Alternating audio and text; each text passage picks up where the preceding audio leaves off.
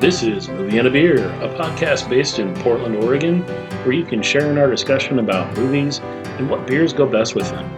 From classic cinema to the latest blockbuster, we all can use a little help figuring out what beers to enjoy in the theater or at home. So listen in and explore with us the vast world of ales and lagers to pair up with your movie experience.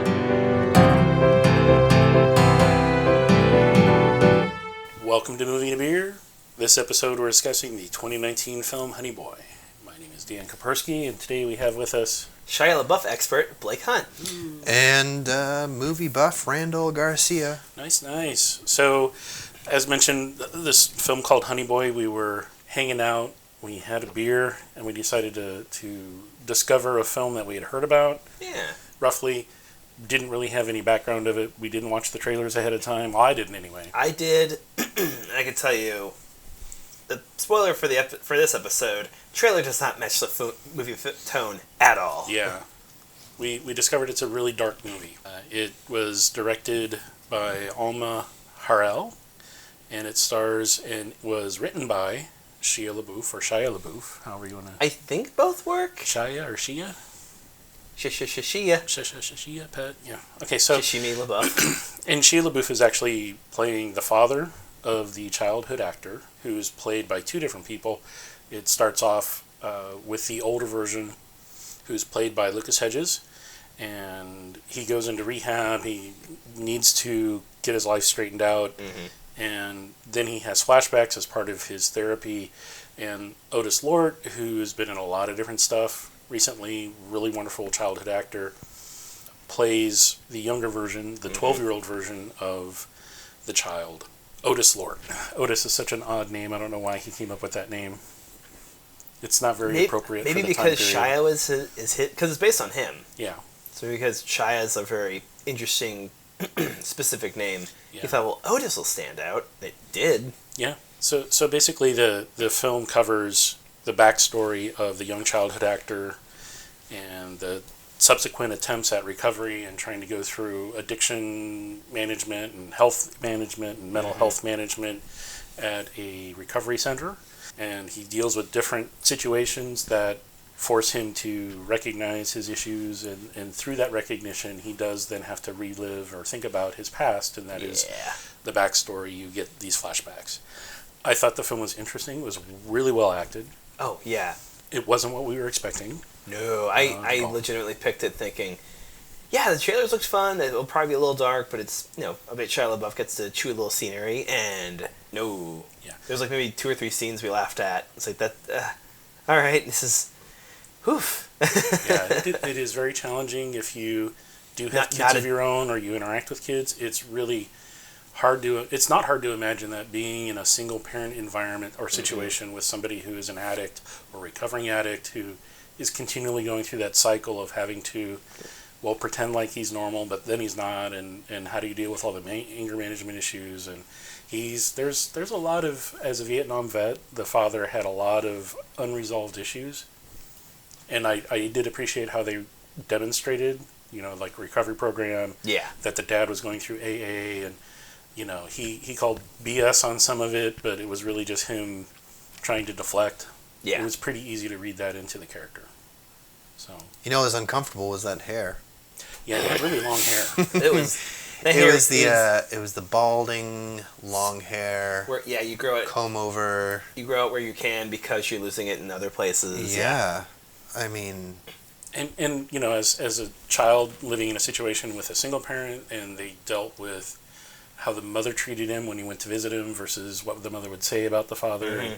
And literally one of the scenes, which was probably one of the hardest ones that I saw or experienced during the film, was him having to sit there on the phone, have the dad yelling at him, and he has to repeat to the phone what his dad's yelling at him, and then he has to yell back at the dad what the mom is saying on the phone. It's like, really? People really do that? And being the literal mediator. But there were some nice moments. I liked the him bonding with the neighbor. Yeah. That was really nice. Him making some breakthroughs in the therapy. Like Martin, not Freeman. I'll look it up. The actor who with the beard who was in the pool. He's always good in everything. Like pretty much everything I've seen him in. He's terrific. And him just telling him, just go in the woods and scream. Tell me how that works. Oh, he was in Silicon Valley. Yeah, Silicon Valley. He was in Spider-Man: Far From Home and Homecoming. Right. As the teacher. Yeah, he's great. And Freaks so and Geeks. that touches on, the real simple approaches to therapy that do actually work. Yeah. That he actually went through, and he did reflect that in the writing and how the acting and the actors portrayed. How do you come to grips with such a simple thing, and you're like, that's stupid, I don't want to do that. And then when he does go do it, it's so cathartic for him. He just realizes, like, wow, that really helped. That side of the film, I think, really worked well. Mm-hmm. Overall, I liked it. It is not a date movie unless you and your date are into, like, real heavy stuff. Going through therapy and talking about childhood trauma. And, it could be a real bonding moment. It could be. Scenario recommendation would be, like, if you're just hanging solo for an evening and you're like, I feel like something heavy. I want to stick my teeth into something deep. This would be good for that. Yeah. Have you guys seen Peanut Butter Falcon? I want to. Not yet. I would definitely recommend it. Shia LaBeouf's been, probably in two of my favorite films of 2019. Beautiful. This one and Peanut Butter Falcon. Really shows his range and what he's capable of. He's really talented. I think in the movie, I loved when the older version of himself is saying, like, he's good at what he does, and he's really afraid that if he deals with his trauma, that he's not going to be as good. Yeah. As at what he does, and sure enough, he makes a movie about it, and it's phenomenal. Highly recommend it. Yeah. And the beer we had was Oh also boy, quite really fantastic. Good. Okay, so before we get into that, let's go ahead and say, hey, so this was a short diatribe on the film, really good. I think we all three really liked it. Mm-hmm. If we had a commercial break, this is where that commercial break would go. All right, and welcome back to Moving to Beer. During this gritty and rough film that we chose to enjoy a local hazy IPA by Sasquatch Brewing called Free Couch. Now, I love this title. It's a wonderful beer. It's a bizarre name. The can's amazing. The Honey Boy movie, as bitter as it was, for all of the people involved, including just the side stories, his interaction with the neighbors, very bitter. A few touching, lovely moments, but we really felt, we had started on a couple of different beers, and we're not even going to talk about those because they weren't even worth it. I can't even remember them. This one had just worked so well. It just worked really well. So, the can label itself, which I think is very amazing and kind of a great spoof, looks like a Craigslist ad for a free couch. Yeah. And it has a picture of a couch, and it says "free" on it, and that's the name of the beer, Free Couch. It's so good. It has like the font and the blue links, and it's in the little like map on the side. It's such a good. It literally looks like a Craigslist. Like if you go to Craigslist and you type in "I want a couch," and it has all of the exact same layout, but the information's been changed slightly. To reflect the beer. I mean, the aesthetic of that matches the film, like where him and the dad were living. So that's. And we had the wonderful comment from Randall that this looks like something that Shia LaBeouf would crash on. Definitely. I forgot about that. Aesthetically, the can is just, it looks like a couch out of that crappy motel that they were living in. It was amazing. Yeah. I didn't go into this thinking this beer would be perfect for it, but I tried the beer a few weeks prior, and I just really fell in love with it. It was such a great hazy IPA. Yeah, it is a really good hazy. So the breakdown is it's like Simcoe hops. It's dry hopped, or double dry hopped actually, with Amarillo, Citra, and Mosaic, and that's where a lot of that real acidic sharpness comes from. It's got a great nose. It's really kind of a medium dark golden color, not super dark color. Does have some haze to it. You can't necessarily see all the way through it. White head. It looks like an LA sunset. It does kind of look like an LA sunset. Real great. Part of it is I think it has a mix of tropical fruits. It's got the passion fruit and melon and peach and blueberry. It's not a singular like, oh, it's just grapefruit or it's just orange. No, it's just like a general, like, just the concept of fruit. Yeah. It's just fruit flavor. And like, which one? Just a bunch. Yeah. All. And I really liked it. I thought it was an amazing beer. I had not had it before, so thank you for bringing it and sharing it. Yeah. Yay, Randall. Anytime, guys. I love finding new beers and falling in love with a new beer. And it was a great fit for the movie. But yeah, I can't even think, as far as the beers, I can't think of anything else to recommend with it. Like, I think find a bitter beer. Nothing light. I guess I don't think a stout would really go with it that well. Yeah, we had a stout. We were gonna watch a different film and drink a stout, but we decided to try this other film, and we're like, hey, and Randall had brought over this 4-pack earlier, Mm-hmm. and we're like, hey, let's try that. And it turned out amazing. I really did like it. It's a good quality, not a traditional or standard flavor profile that you would get out of most juicy IPAs that are out there now, which tend to, as I said, be either really orange or really grapefruit, pithy, dry, really acidic, and just bitter. Yeah. This one had some bitterness, but again, the fruit profile, this great combination of these 3 hops that they dry hopped with, I think really blend well. Mm-hmm. They could go into the perfect evening to watch this. Just get a 4-pack, settle down, have a light dinner, and just watch some phenomenal, heartbreaking acting.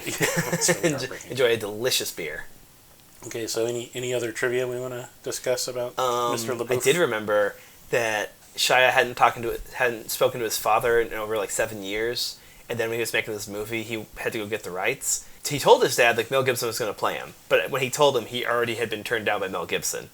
Now Mel Gibson did give him the blessing. Like, I think you would do a great job. Like I can't. It was either scheduling or just for whatever reason, but he said I think you would do a good job with this. He's like, all right, yeah, I could play my dad, but he still had to get the rights. So a little white lie to get the film made. Yeah, and you do see that at the end of it.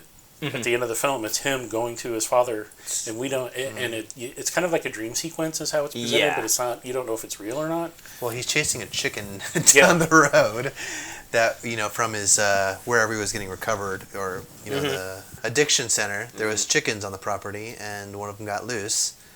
As chickens are wont to do. Followed the chicken until it led him back to his dad, and his dad, has the trick that he does in the rodeo with the chickens. So full circle. Yeah, very full circle with the chicken. Yeah, the beginning of the film you get to see, or towards the beginning of the film, you get to see this wonderful rodeo clown stand on his head, and this magic chicken stand there on him. Stands on his. Now watch his magic chicken. He would do tumbles. He would tumble, and the chicken would walk on his body as he would tumble. Yeah. Man, I need to go see a rodeo. I need to get some chicken. That's a great great trick. Or a cream pie. Yeah. I don't want to be hit in the face. I'd rather eat one, but Or clown pants. Yeah. That's my new aesthetic. If no other trivia other than just that was the big one. That's the big one that stood out for me. It was like that he had to lie a little bit to get the movie made. I mean, and I give him props. I had doubts. All I know is from Transformers and like Raiders of the Lost Ark movie that he did. Yeah. That's really all I had seen him in. Yeah. And I'm very glad that we watched this, because there's a lot of really good acting that he and the other 2 main characters had. Yeah. Mad props to FKA Twigs for playing a phenomenal side character that treats the child with respect. You're like, oh my God, this is not going to end well. But it's fine. I mean, it's all good. It's good to have somebody who understands your situation share that situation with you, and that's really what it was. Yeah. Shia LaBeouf's really proving himself to really be an artist by making art out of tragedy.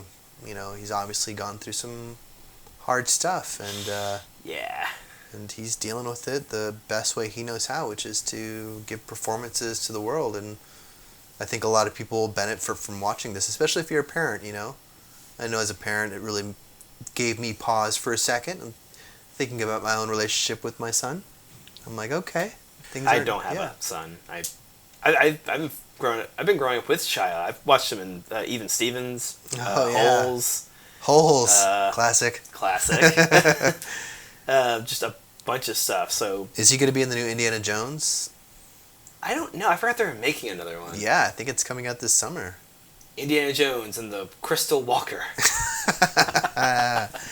Stay tuned, folks. Yeah, I don't know. I'll have to look Harrison into that. Ford is still making films, so there's a new one coming out this week. CGI dog. Yeah, the CGI dog. And that's basically what it is. Threw me off. It's a giant CGI dog. Well, you can't go wrong with the dog movie. I mean, if you really want to make some bucks, I mean, I feel like you can't go wrong with the Harrison Ford movie, personally, but yeah. We'll have to see. Maybe we'll drink a beer while we watch that. I don't know. I'd like to see him redo The Fugitive or something like that. Yeah. Bring him and Tommy back, and that'd be really cool. That's a good combination. Free pitch there, Hollywood. Just redo The Fugitive with them now. Yeah, for all you Hollywood execs listening to this show, drinking a good beer. There you go. That's a free one from us. All right, so it sounds like we're all in agreement. Big 3 thumbs up on this one. Thumbs up all the way around. Really worth watching. Just be aware there is some foul language. I don't know if there was no nudity, just language. No, some violence. So a little bit of violence. I mean, you had the kid got abused by his dad, just know that that's going to happen in the film, and is portrayed realistically, which is really sad. But I'm sure he dealt with some really interesting emotions as he was acting out what he dealt with, but from the father's perspective. The next movie he's coming out with is called The Tax Collector, and he looks all tatted up. Ooh.